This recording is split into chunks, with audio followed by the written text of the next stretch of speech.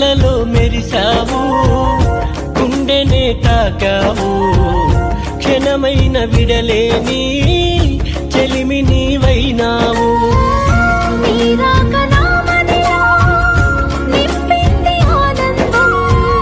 నువ్వు లేకనే శూన్యం అంటోంది నా ప్రాణం.